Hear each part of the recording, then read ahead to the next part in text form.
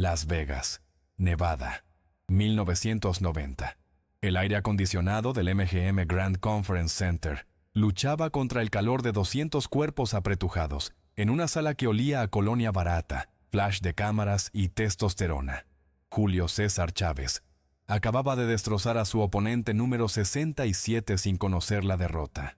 Su rostro, ese granito moreno que había absorbido miles de ganchos sin quebrarse jamás, brillaba bajo las luces mientras los reporteros gritaban preguntas en inglés y español. Un tipo flaco con grabadora levantó la mano. «Julio, ¿qué opinas del instructor chino en Los Ángeles que dice poder noquear a cualquiera antes del primer golpe?» Chávez soltó esa risa cortante, esa que había aprendido en las calles de Culiacán. «El boxeo es para hombres de verdad, compa. Ese chinito hace piruetas para las películas. Si entra a mi ring, no aguanta 3 rounds con mi gancho de izquierda». Lo que pasó 10 días después cambió para siempre lo que Julio César Chávez entendía sobre pelear. Pero antes de contarte cómo un campeón invicto descubrió que su mayor fortaleza era también su condena, suscríbete al canal y activa la campanita para no perderte historias como esta que te van a hacer repensar todo lo que creías saber sobre el combate y la maestría. Lo que Bruce Lee le hizo a Chávez ese día no fue humillarlo. Fue despertar algo que ningún oponente en un cuadrilátero había logrado tocar jamás. Y si alguna vez has creído dominar tu oficio, si crees que la experiencia lo es todo, quédate hasta el final porque esta historia no se trata de quién gana una pelea, sino de descubrir que hay batallas donde ni siquiera sabes que estás perdiendo hasta que ya es demasiado tarde. Comenta de dónde nos estás viendo y prepárate, porque lo que estás a punto de escuchar va a cambiar tu forma de entender lo que significa ser realmente invencible. Chinatown, Los Ángeles, primavera de 1990. El gimnasio de Bruce Lee no parecía un templo de artes marciales. Parecía un garaje convertido en laboratorio de guerra. Estaba escondido en una calle lateral de College Street, entre una lavandería que expulsaba vapor con olor a detergente industrial y un restaurante cantonés donde el aceite frito impregnaba las paredes.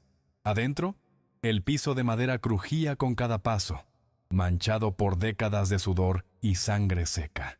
No había espejos gigantes ni pósters motivacionales, solo un saco pesado colgando de una viga oxidada, un muñeco de madera con brazos extendidos como un espantapájaros, y ventanas altas por donde entraban rayos de luz que cortaban el aire lleno de polvo.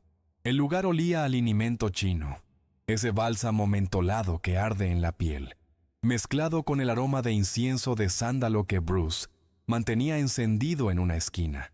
Afuera, la ciudad rugía. Adentro, el silencio era tan denso que podías escuchar tu propia respiración convertirse en ansiedad.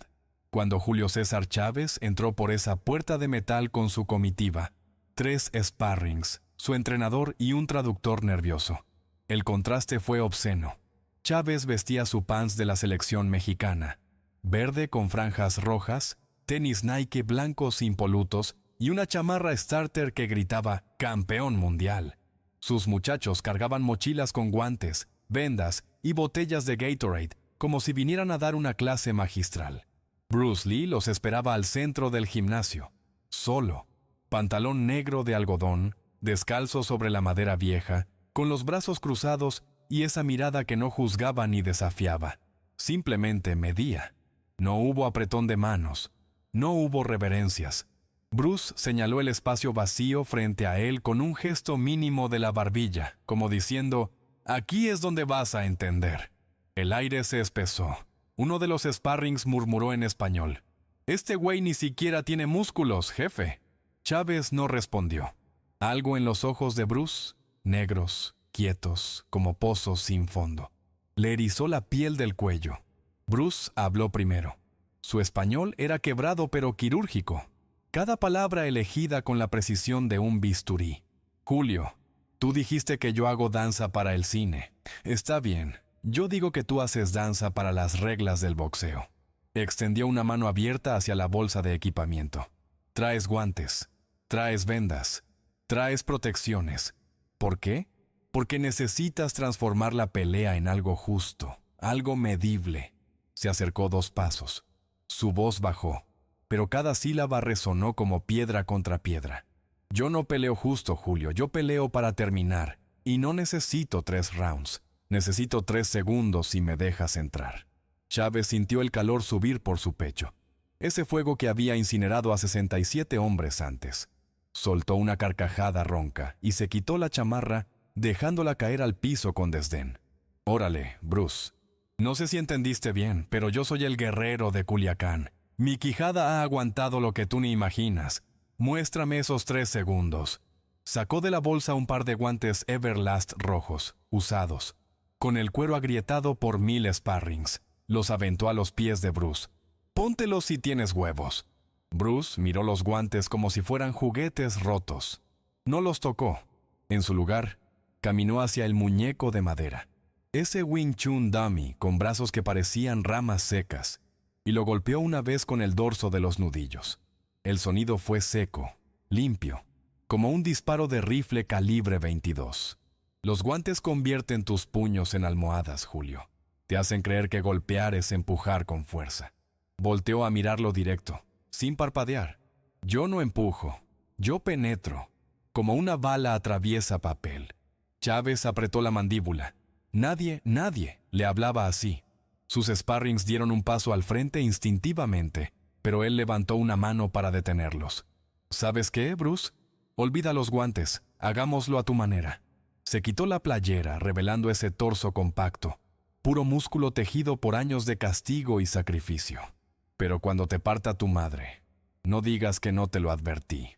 Bruce asintió lentamente, como un maestro que acaba de ver a su alumno cometer el primer error necesario para aprender. Está bien, campeón, pero recuerda algo. En el ring, las cuerdas no te dejan huir. Aquí no hay cuerdas, y tú tampoco puedes huir de lo que no ves venir.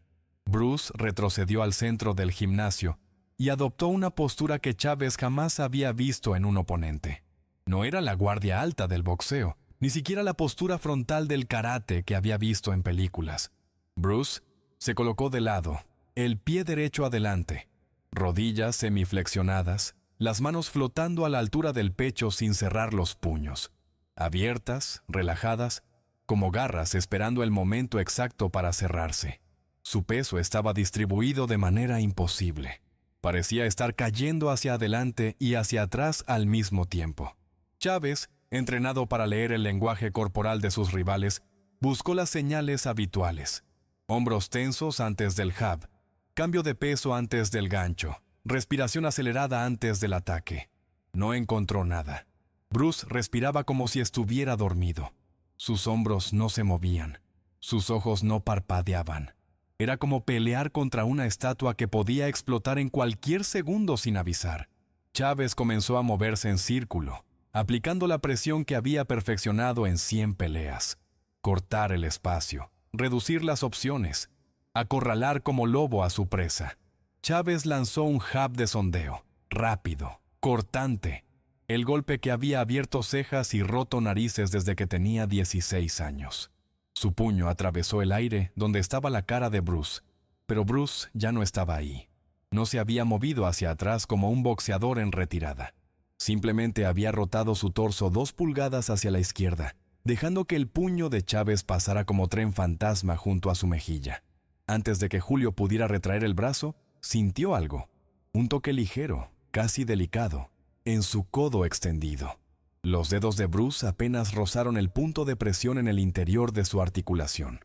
No hubo dolor, solo una sensación eléctrica, como si alguien hubiera desconectado temporalmente el cable que unía su cerebro con su brazo. Chávez sacudió el brazo, desconcertado. ¿Qué chingados fue eso? Bruce no respondió. Su rostro permanecía neutro, vacío de emoción, pero sus ojos, esos ojos que habían estudiado anatomía, física, filosofía, brillaban con una comprensión que Chávez reconoció inmediatamente. Era la mirada de alguien que ya te derrotó mentalmente antes del primer golpe real. «Otra vez», dijo Bruce en ese español roto, «pero ahora usa tu gancho de izquierda. Ese que dices que me va a dormir en 3 rounds». No era una burla, era una invitación clínica, como un cirujano pidiendo a su paciente que señale dónde duele. Chávez sintió la rabia trepar por su columna vertebral. esa rabia controlada que lo había hecho campeón. Plantó los pies, cargó el peso sobre su pierna trasera, rotó las caderas y lanzó ese gancho de izquierda legendario, el mismo que había quebrado costillas y apagado luces en 67 oponentes. Toda su vida en ese golpe. Culiacán, la pobreza, los entrenamientos bajo el sol de Sonora, las noches sin comer para hacer peso. El puño salió como bala de cañón hacia el hígado de Bruce. Y entonces sucedió lo imposible. Bruce no bloqueó, no esquivó hacia atrás, dio un paso microscópico hacia adelante, hacia el golpe. Y simultáneamente deslizó su antebrazo izquierdo contra el brazo de Chávez, redirigiendo la trayectoria apenas 2 grados. Fue suficiente. El gancho pasó de largo, rozando la playera de Bruce sin tocar carne. Y en ese instante de desequilibrio, Chávez vio el puño de Bruce detenerse a 1 milímetro de su ojo derecho. «¡Muerto!», susurró Bruce. No había golpeado, no había necesitado. El punto estaba hecho. Retiró el puño lentamente, como quien guarda un arma después de demostrar que está cargada. Chávez retrocedió 2 pasos, el pecho subiendo y bajando, no por cansancio físico, sino por algo peor: confusión existencial. En 22 años de boxeo jamás había estado tan expuesto. Bruce caminó en círculo, hablando con esa voz calmada que contrastaba obscenamente con la violencia implícita de lo que acababa de demostrar. «Julio, tu gancho de izquierda es hermoso, potente, pero me avisas que viene desde 3 movimientos antes. Primero plantas el pie trasero. Lo escuché crujir contra la madera. Segundo, tus hombros se tensan media décima de segundo. Lo vi en el músculo trapecio. Tercero, tus ojos se fijan en el objetivo, el hígado. 2 segundos antes de lanzar». Chávez lo miraba como si Bruce hubiera leído su diario íntimo en voz alta. «En el ring, tus oponentes están asustados, cansados, golpeados. No ven esas señales. Yo no estoy asustado, Julio. Y puedo ver todo». Los sparrings de Chávez guardaron silencio. Uno de ellos tragó saliva tan fuerte que se escuchó en el gimnasio vacío. Chávez dio 3 pasos hacia atrás, buscando espacio para pensar, para recomponerse. Por primera vez en su carrera, sintió lo que sus oponentes debían sentir cuando él los acorralaba contra las cuerdas. La certeza de que el espacio se estaba cerrando y no había salida. Bruce no lo persiguió. Se quedó quieto, brazos a los costados, esperando. «¿Sabes cuál es la diferencia entre tú y yo, Julio?». La pregunta flotó en el aire denso del gimnasio. Chávez no respondió, pero su silencio era respuesta suficiente. «Tú peleas para demostrar que eres fuerte. Yo peleo para demostrar que la fuerza es irrelevante». Bruce señaló hacia el torso de Chávez, ese cuerpo que había resistido castigos que romperían a hombres normales. Tu quijada de granito, tu resistencia, tus abdominales de acero. Todo eso es tu orgullo, pero también es tu prisión. Te has convencido de que ganar significa aguantar más golpes que el otro. Yo no voy a darte esa oportunidad, campeón. Porque en la calle, en la vida real, no hay árbitro que detenga la pelea cuando tu ojo se cierra o cuando tu nariz está rota. Solo hay uno vivo y uno muerto. Chávez sintió algo quebrarse dentro. No físicamente, sino en ese lugar donde guardaba sus sus certezas. «¿Me estás diciendo que todo lo que hice en mi vida no sirve de nada?». Su voz salió más ronca de lo que pretendía, con un temblor que sus sparrings jamás le habían escuchado. Bruce negó lentamente con la cabeza. «No, Julio. Digo que lo que hiciste es perfecto. Para las reglas del boxeo, eres un maestro dentro de tu arte. Pero el boxeo tiene límites que te protegen tanto como te limitan. 3 minutos de round y un descanso. Guantes que amortiguan tus golpes y los de tu rival. Reglas contra golpes bajos, cabezazos, ataques a la nuca. Un árbitro que te salva cuando estás acabado». Se acercó un paso. «Yo entreno para el mundo sin esas protecciones. Entreno para terminar antes de que empiece. No porque sea mejor que tú, sino porque elegí un camino diferente. Uno donde no hay segunda oportunidad. No hay campana salvadora. No hay esquinas donde recuperarte». El silencio que siguió fue tan pesado que uno de los sparrings carraspeó solo para romperlo. Chávez miró sus propias manos, esas armas que habían construido un imperio. y por primera vez las vio como lo que eran, herramientas especializadas para un juego específico. Entonces, ¿qué chingados quieres que haga? La pregunta salió como grito ahogado, como súplica disfrazada de desafío. ¿Quieres que abandone el boxeo? ¿Quieres que me arrodille y diga que Bruce Lee es superior? Algo peligroso brilló en los ojos de Chávez. Ese instinto de supervivencia que lo había sacado de Culiacán, que lo había llevado de pelear por tortillas a pelear por millones. Bruce sonrió por primera vez. No fue una sonrisa de victoria, sino de reconocimiento, como cuando un maestro ve que su alumno finalmente hizo la pregunta correcta. No quiero que abandones nada, Julio. Quiero que entiendas que ser invencible en el ring no te hace invencible en la vida. Quiero que sepas que hay un nivel más allá de la fuerza. El nivel donde anticipas en lugar de reaccionar, donde te mueves desde el silencio en lugar del ruido. Caminó hacia el muñeco de madera y lo tocó con reverencia. Este muñeco me enseñó más que 1000 peleas, porque no tiene ego, no se cansa, no me deja mentirme a mí mismo. Tú, campeón, has peleado contra 67 hombres, pero nunca has peleado contra tu propia idea de lo que significa ser invencible. Y esa es la pelea más difícil de todas. Chávez respiró hondo. El aire entró por su nariz como cuchillo de hielo. Llenó sus pulmones entrenados para 12 rounds de guerra y salió como vapor de dragón. Ok, Bruce, una vez más. Pero ahora voy en serio. Sin medir. Sin cuidar. Como si fuera el último round de mi vida. Se colocó en su guardia perfecta, esa postura que había pulido desde niño en el gimnasio de su padre. Los puños cerrados a la altura de las sienes. El codo izquierdo protegiendo las costillas. El peso distribuido para explotar en cualquier dirección. Bruce asintió y adoptó nuevamente esa postura extraña, lateral, líquida. Ven, campeón. Muéstrame el fuego de Culiacán. Chávez atacó, pero esta vez no fue con un solo golpe. Fue con la combinación que había perfeccionado por décadas. Jab, jab, gancho al cuerpo, uppercut. Al mentón, gancho a la cabeza. 5 golpes diseñados para romper defensas, agotar respiraciones y apagar conciencias. Sus pies danzaron sobre la madera como tambores de guerra, cada paso sincronizado con la rotación de cadera, cada músculo de su cuerpo trabajando en armonía mortal. El aire silbó con la velocidad de sus puños. Sus sparrings contuvieron el aliento. Este era el Julio César Chávez que el mundo temía. Y Bruce Lee desapareció. No retrocedió, no esquivó hacia los lados. Simplemente dejó de estar en la trayectoria de los golpes. El primer jab cortó aire vacío. El segundo jab encontró una pared de antebrazo que lo redirigió como agua contra roca. El gancho al cuerpo fue interceptado por la rodilla de Bruce, que se elevó milimétricos para bloquear sin esfuerzo aparente. El uppercut subió hacia donde debía estar el mentón de Bruce, pero él había inclinado la cabeza hacia atrás apenas lo necesario, tan poco que su nariz rozó los nudillos de Chávez sin tocarse. Y cuando el gancho final llegó, buscando la sien con toda la intención de terminar esto, Bruce hizo algo que desafió toda lógica del combate. Se metió dentro del golpe.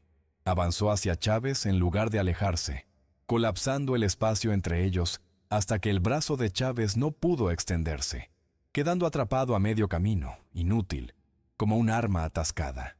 En ese nanosegundo de confusión absoluta, Chávez sintió 3 toques simultáneos, los dedos de Bruce presionando su garganta, su plexo solar y su ingle. No fueron golpes, fueron marcas, 3 sentencias de muerte silenciosas. El tiempo se detuvo. Chávez quedó congelado en una posición imposible, su brazo extendido en el aire, su peso cargado hacia adelante sin equilibrio, completamente vulnerable. Bruce no había golpeado, solo había señalado, pero el mensaje era cristalino. Aquí te rompo la tráquea, aquí te colapso el diafragma, aquí te paralizo con dolor. Y entonces Bruce se alejó, retirando sus dedos como fantasma que se disuelve, dejando a Chávez tambaleándose hacia adelante hasta caer de rodillas. No por dolor físico, no lo había habido, sino por el peso aplastante de la comprensión. Cayó como emperador destronado, las manos apoyadas contra la madera fría, la respiración entrecortada no por agotamiento sino por shock neurológico. El silencio en el gimnasio era total, absoluto, ensordecedor. Uno de los sparrings dio un paso hacia adelante instintivamente, pero el entrenador lo detuvo con un gesto. Esto era algo que Julio tenía que procesar solo. Por primera vez en su vida, había encontrado una pared que no podía atravesar, un oponente que no podía tocar, una realidad que no podía noquear a punta de voluntad y huevos. Bruce se arrodilló frente a él, no en burla, sino en igualdad. «Levántate, Julio». Su voz era suave ahora, casi fraternal. Chávez alzó la cabeza. Había lágrimas en sus ojos, pero no de derrota, de rabia transmutada en comprensión. «¿Cómo? ¿Cómo chingados haces eso?» Bruce extendió una mano. Chávez la tomó y se puso de pie, las piernas temblando levemente, no por debilidad sino por adrenalina que no tenía dónde descargarse. Practicando 10,000 veces el movimiento correcto en lugar de 1,000,000 de veces el movimiento cómodo. Estudiando la física de cada golpe como si fuera ecuación matemática. Y más importante, vaciándome del ego que me dice que soy invencible. Colocó una mano sobre el hombro de Chávez, y el peso de ese simple gesto contenía más respeto que 1000 trofeos. Tú dominas el arte de recibir daño y seguir avanzando. Es admirable, heroico, pero yo domino el arte de no estar donde el daño va a llegar. Y esa, campeón, es la diferencia entre sobrevivir 100 peleas y nunca tener que pelear en primer lugar. Chávez se limpió el sudor de la frente con el dorso de la mano, un gesto inconsciente que había repetido 1000 veces después de cada round ganado, pero que esta vez cargaba un sabor diferente. No era el sudor de la victoria, sino el de la revelación. «Bruce», dijo con voz ronca, todavía procesando lo sucedido, «quiero aprender, no ha de abandonar el boxeo. Eso es mi vida, mi identidad, mi México. Pero quiero entender esto, lo que acabas de hacer». Bruce asintió lentamente, como si hubiera esperado esas palabras exactas. «No te voy a enseñar a pelear como yo, Julio. Eso sería un insulto a lo que ya eres. Pero te voy a enseñar a ver lo que no ves, a moverte desde el vacío en lugar del esfuerzo, a leer la intención de tu oponente antes de que su cuerpo la ejecute». Caminó hacia una pequeña mesa donde reposaba un termo de té verde.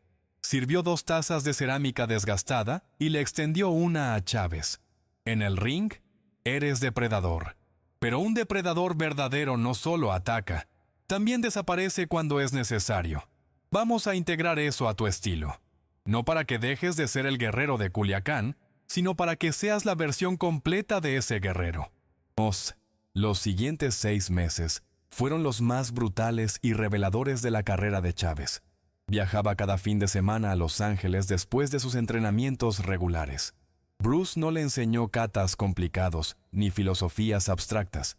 Le enseñó economía de movimiento, cómo relajar los hombros para aumentar la velocidad del jab en un 15%, cómo leer la telegrafía en los ojos de sus oponentes, esa microdilatación de pupilas que precede a cada golpe, cómo usar el silencio entre respiraciones para romper el ritmo del rival.